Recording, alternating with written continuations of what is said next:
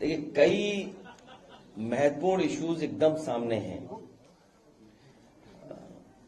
सबसे पहले मैं 69,000 वाले तमाम नौजवान और शिक्षक जिन्होंने लगातार आंदोलन किया, उनके संघर्ष को मैं बधाई देना चाहता हूं और आने वाले समय में जो उन्हें नियुक्ति मिलेगी उसके लिए भी उन्हें बहुत बहुत शुभकामनाएं। अब सरकार कितना ट्रांसपेरेंट तरीके से और जो कॉन्स्टिट्यूशनल जिम्मेदारी है सरकार की और सरकार कितना निभाएगी, उस पर डिपेंड करता है कि सरकार कितनी ट्रांसपेरेंट है जिससे कि बच्चों को न्याय मिल जाए। दूसरा विषय यह है कि सरकार लगातार ये कहती है कि जीरो टॉलरेंस उनका है लॉ एंड ऑर्डर के इशू पर।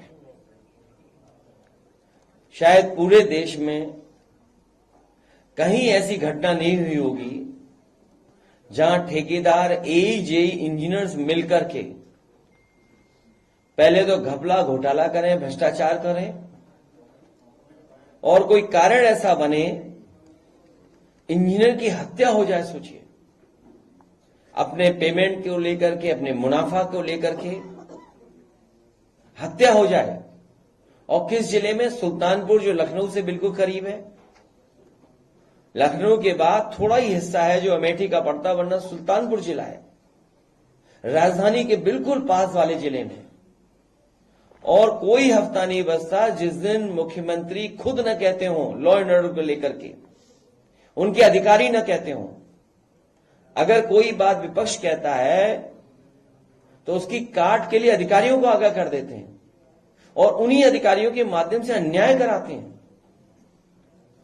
कोई सोच सकता है कि एक पेमेंट को लेकर के एजेई की हत्या हो जाए, एक इंजीनियर की हत्या हो जाए? तो सोचिए कितने बड़े पैमाने पर भ्रष्टाचार उत्तर प्रदेश में चल रहा है। और मुख्यमंत्री जी कहते हैं मुक्ति, जब तक बीजेपी से मुक्ति नहीं होगी तब तक न गरीबे की मुक्ति होगी, न कहीं भ्रष्टाचार से मुक्ति होगी। बीजेपी से मुक्ति होने का मतलब है तमाम परेशानियां, दुख, संकट से मुक्ति होना। और अब जिस बात को हम सब लोग कहते रहे कि संविधान और आरक्षण पर निगाह है भारतीय जनता पार्टी की, उन्हें जब मौका मिलता है आरक्षण से खिलवाड़ करते हैं, संविधान की कैसे धज्जियां उड़े, कैसे उसमें क्या रास्ता निकाला जाए जिससे अपने लोगों को वो संतुष्ट कर दें या खुश कर दें। अपने लोगों को कुर्सी पे बैठाने के लिए जो ये लैटरल एंट्री का खेल चल रहा है, कोई पहली बार नहीं हो रहा है। न इसमें आरक्षण है, न इसमें संविधान की कहीं जो व्यवस्था है उसका पालन है। अपने लोगों को खुश करने के लिए लेटरल एंट्री कर रहे हैं। और सबसे बड़ा सवाल चुनाव के समय हम लोगों ने पूछा था, मन से रखा था। हम और आप सबने देखा कि उत्तर प्रदेश से लेकर के देश में नैनो यूरिया खरीदवा दी गई। सुनने में ही आ रहा है, हो सकता है ये बात आपकी भी जानकारी में हो कि नैनो यूरिया वाले भी लेटरल एंट्री से आए थे। न नैनो यूरिया से कोई किसान को लाभ पहुंचा है और अभी तक कोई सरकार के पास रिपोर्ट नहीं है जिसके माध्यम से ये बता सके कि नैनो यूरिया से इतना लाभ किसानों को पहुंचा है। जो लेटरल एंट्री से लाए थे वही नैनो लेकर के आए थे, यूरिया नैनो। और लेटरल एंट्री वाले बहुत सारे लोग जिस तरीके से भारत से उद्योगपति भागे थे, उसी तरीके से लेटरल एंट्री से नौकरी पाने के बाद कुछ भ्रष्टाचार कर करके भारत छोड़ के चले गए वो। तो हो सकता है भारतीय जनता पार्टी किसी नए भ्रष्टाचार की तैयारी कर रही हो और लेटरल एंट्री वाले लोगों से करा करके वो फिर भाग जाए भारत छोड़ करके। सुल्तानपुर के जल निगम के इंजीनियर की हत्या होना ये बताता है कि जीरो टॉलरेंस जो लॉ एंड ऑर्डर के लिए जीरो हो गई है और आए दिन अधिकारी भ्रष्टाचार कर रहे हैं।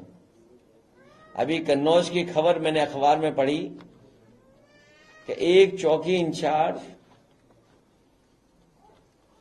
किसी प्रधान पर दबाव बना रहा है कि एसी लगवा लें। बताओ, अब तो मौसम भी अच्छा हो गया, अब एसी क्या जरूरत है? अब तो पंखे से सो सकते हो। बताइए, मौसम अच्छा हो गया, उस समय भी पुलिस नहीं मान रही है, दबाव बना रही एसी के लिए। यह है इनका जीरो टॉलरेंस करप्शन का।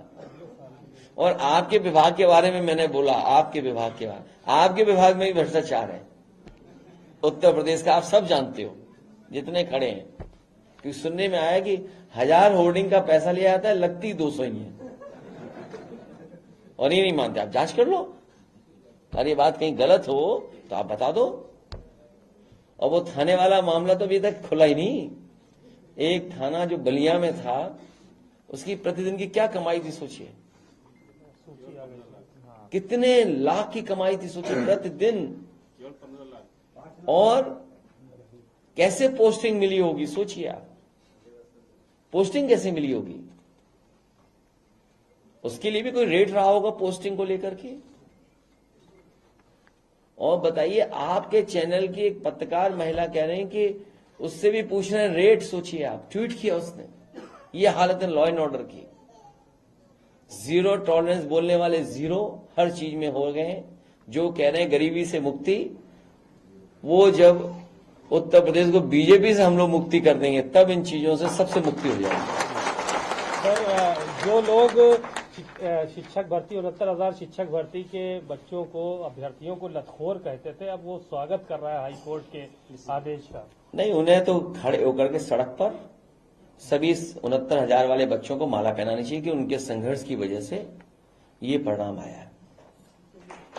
सर, केशव जी भी कर रहे हैं स्वागत। देखिए, आप अननेसेसरी अपने चैनल चलाने के लिए उनका नाम मत लिया करो। वो कुछ है ही नहीं। वो क्या है, मुख्यमंत्री जी डांट देंगे तो अभी चुप हो जाएंगे 2 मिनट में। सच्चाई है, मुझे किसी ने बताया कि अगर वो डांट दे मुख्यमंत्री जी तो पता ही लगेगा वो डिप्टी सीएम है कौन। और नहीं मानते आप, पता कर लेना।